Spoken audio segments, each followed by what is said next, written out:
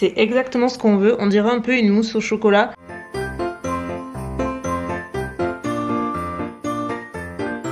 Hello tout le monde, bienvenue pour ce dernier vlogmas de la semaine. Donc aujourd'hui nous sommes samedi, il fait pas trop mauvais en vrai. Je sais que vous en foutez mais moi ça me donne quand même de bonne humeur de voir le ciel bleu un petit peu.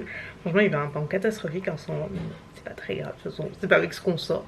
Je vais juste faire à manger, là j'étais en train de finir le vlogmas du jour, d'éditer, même si le plus gros est fait donc c'est plutôt cool.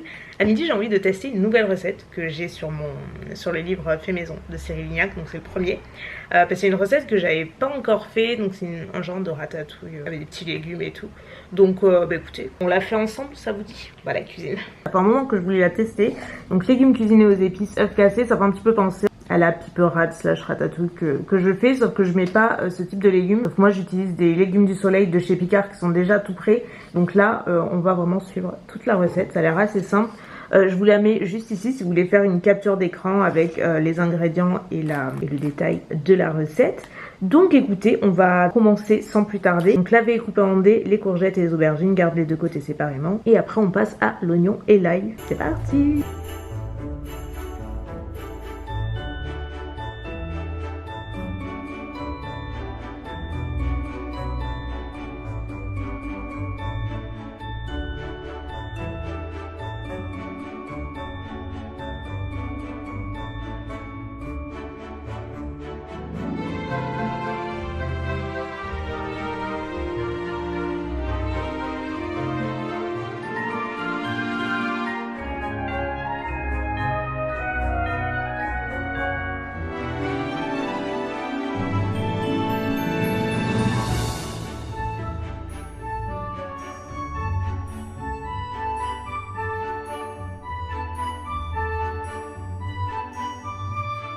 Eh bien écoutez, on n'est pas trop mal. Bon, le seul truc c'est que j'ai cassé un œuf comme vous avez vu tout à l'heure.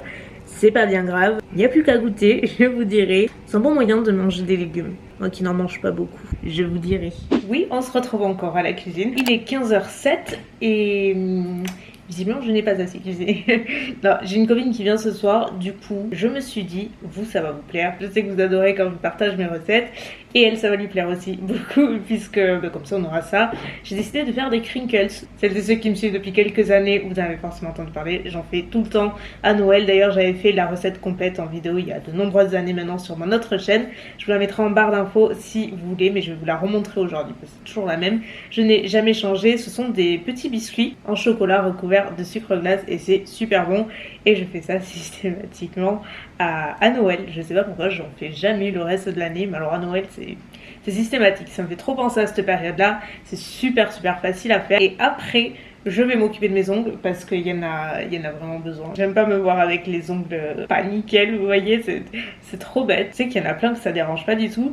Moi je déteste avoir les ongles genre un petit peu négligés. Je sais pas, on est comme on est, c'est comme ça. Première étape, nous allons nous occuper du beurre et du chocolat. Donc soit vous pouvez le faire fondre au bain-marie, soit comme moi, vous pouvez faire au micro-ondes et ça ira beaucoup plus vite. Donc 50 g de beurre et une plaquette de chocolat. Donc en termes de grammage, environ 180 g. Moi d'habitude je prends la Nestlé dessert, un truc comme ça. Là j'ai celle-ci, c'est pareil, sauf que celle-ci elle pèse davantage, elle fait 200 g. Quand il s'agit de chocolat comme ça, je vais pas au grammage près, donc il n'y a pas 100 g de différence, vous voyez. Place au chocolat.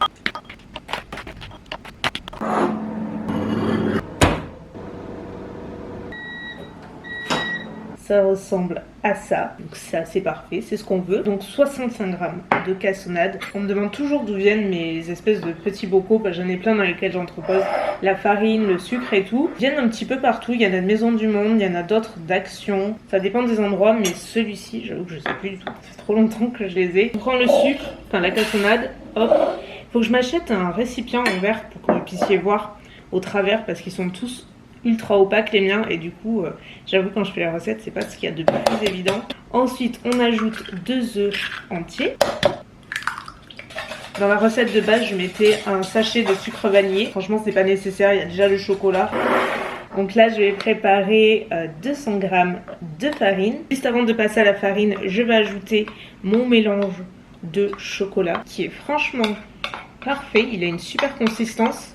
Ça fait trop longtemps que j'en ai pas fait, probablement Noël dernier. Ça plaît toujours à tout le monde. Et que ce soit les personnes qui recréent la recette en vidéo, ou alors les personnes qui goûtent mes crinkles en vrai, ça plaît toujours à tout le monde, donc c'est trop cool. Il y a des recettes comme ça. Je prends toujours le saladier sur moi parce que sinon, comme vous voyez, ça fait vachement plus haut et c'est pas ce qu'il y a de plus pratique. J'ajoute la farine. On dirait que je la mets par terre. Non, j'ai bien le saladier, vous inquiétez pas. Et je rajoute également l'équivalent d'à peu près une cuillère à café de levure. Donc pareil, je le fais un petit peu à l'œil. Et je remélange à nouveau. Donc cette fois-ci, je mélange à la cuillère. Il y a pas mal de farine et du coup, c'est un petit peu la galère. Donc il faut vraiment mélanger tout doucement. Regardez-moi cette texture. C'est exactement ce qu'on veut. On dirait un peu une mousse au chocolat. Donc là, ce qu'on va faire, c'est laisser reposer pendant 1h30 au moins au frigo. Ça va permettre de bien durcir et on pourra travailler les petites boules de crinkles. On a le matos. Bon, j'ai tout mis un petit peu à l'arrache. Grosso modo, donc on va s'occuper de tout ça. Je vous explique. Donc pour rappel, c'est du semi-permanent. Donc moi j'ai testé à peu près, je vais pas dire tout ce qui existe mais pas loin pour l'enlever. Ce qui fonctionne le mieux, ce que je préfère le plus maintenant avec le recul et les mois maintenant d'expérience, c'est la ponceuse. Donc la dernière fois je vous en avais parlé, j'avais reçu beaucoup de questions, savoir comment j'utilisais, si je recommandais, qu'est-ce que j'en pensais pour commencer, bref plein de petites choses. Donc je vais essayer d'y répondre tout de suite là. Premièrement, la ponceuse que j'ai, c'est un format compact que j'avais pas payé très cher, une trentaine, enfin un peu moins de 40 € je crois, sur Amazon et j'en suis super contente. Elle a chargé par USB, j'ai chargé qu'une fois depuis que je l'ai acheté, ça fait des mois maintenant que je l'utilise. Vous pouvez régler la température, elle ne chauffe pas, vous pouvez régler la température, la puissance pardon. Moi par contre j'ai acheté un embout à part. Je vous le mettrai en barre d'infos également si vous voulez. Sinon elle est livrée avec des embouts, vous inquiétez pas. Je les ai juste pas essayés. Bref, j'en suis très contente. Est-ce que je la recommande? Oui, mais uniquement si vous ne débutez pas complètement dans les ongles.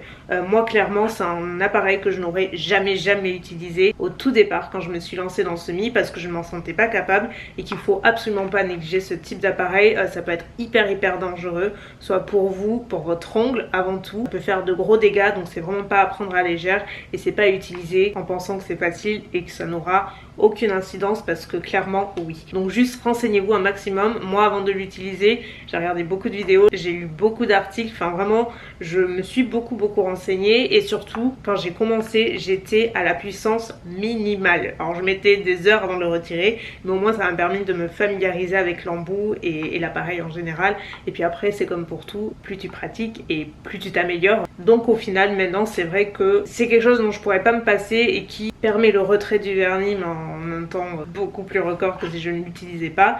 Néanmoins je l'utilise essentiellement pour enlever la couche supérieure, c'est-à-dire que je ne vais pas enlever complètement mon vernis jusqu'à mon ongle naturel. Dès que je commence à apercevoir mon ongle naturel, j'arrête et après je passe aux papillotes imbibées de dissolvant et après j'ai juste à gratter l'excédent et ça va tout seul. Mais je ne vais pas jusqu'à l'ongle naturel, c'est super important. Et c'est vrai qu'en dehors de ça, l'autre question que je recevais c'est est-ce que mes ongles supportaient, est-ce qu'ils n'étaient pas cassants? Donc pas du tout, mais là encore c'est du cas par cas. Moi c'est vrai que je tolère très bien la ponceuse mais je fais très attention, hein, j'insiste bien et j'encourage personne à l'utiliser. Définitivement c'est du cas par cas. Personnellement c'est vrai que oui je la tolère bien, j'ai pas les ongles cassants, je me suis jamais fait mal parce que je suis très prudente. De toute façon je vais vous montrer puisque là je pense que je vais vous mettre en hauteur pour que vous puissiez bien voir.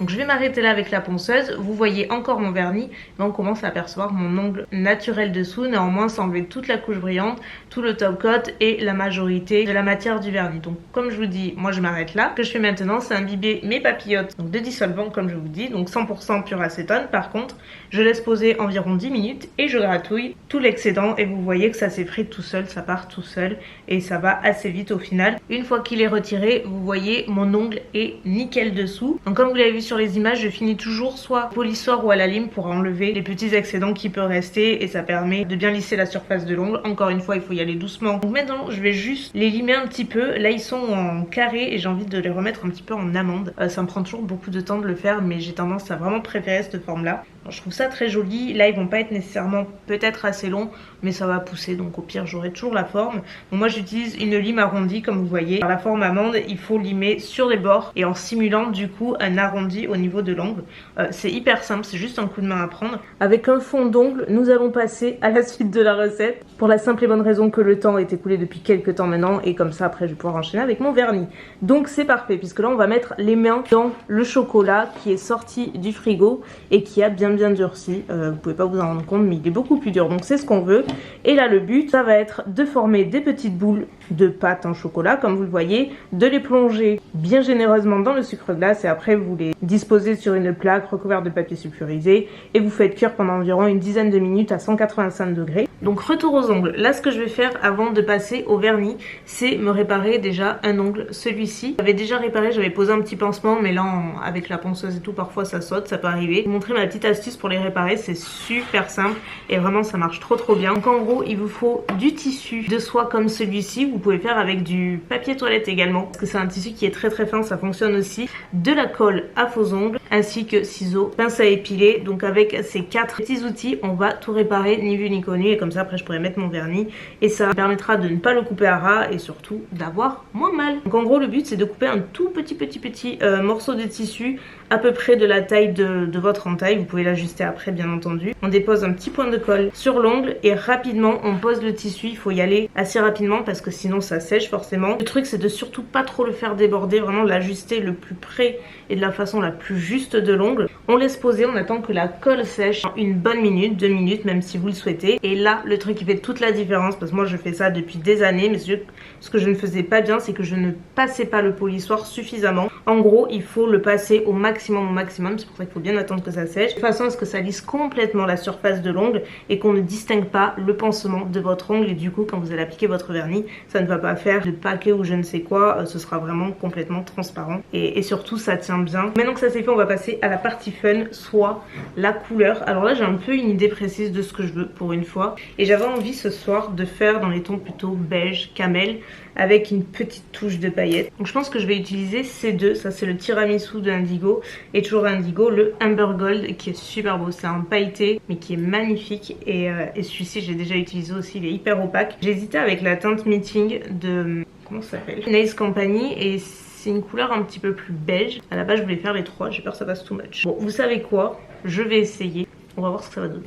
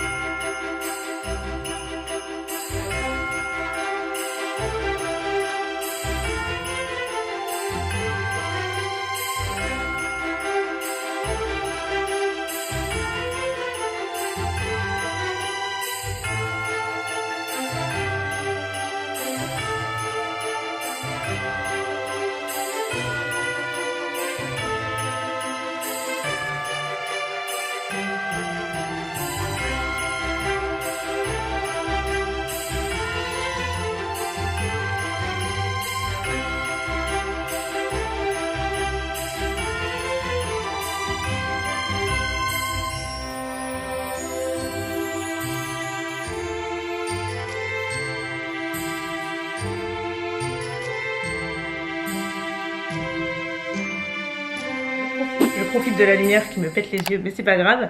J'ai terminé et franchement, je suis hyper contente. Je pensais pas du tout que ça aurait rendu comme ça.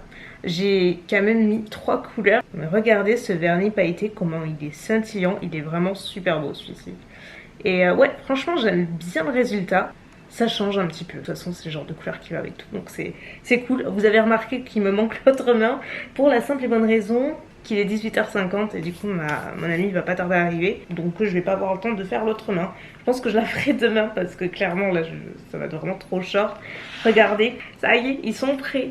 Donc les crinkles, ça ressemble à ça une fois que c'est cuit. C'est pour ça que je vous disais, une fois que c'est craquelé comme ceci, c'est que c'est complètement cuit. Donc à l'extérieur c'est croustillant et à l'intérieur c'est super moelleux et tout. Je vais essayer d'en ouvrir un pour vous montrer l'intérieur. C'est complètement chocolaté et c'est méga bon. Donc moi je pense que je vais clôturer le vlog là, puisqu'après je ne vais rien vlogger et vous n'allez rien voir de plus. J'espère que vous aurez passé un bon moment pour aujourd'hui. Donc demain, dimanche, ce sera mon jour off. C'est le seul jour où je vais pas vlogger comme je le disais. Je vais essayer de pas trop éditer, c'est pour ça que je vous posterai cette vidéo que lundi, histoire de me reposer jusqu'à il faut d'avoir ce petit jour quoi.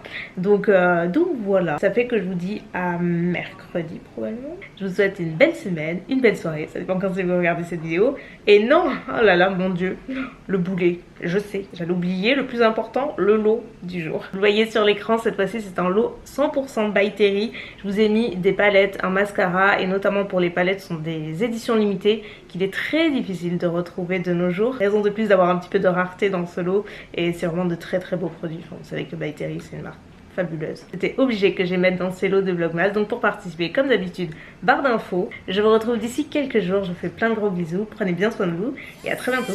Bye.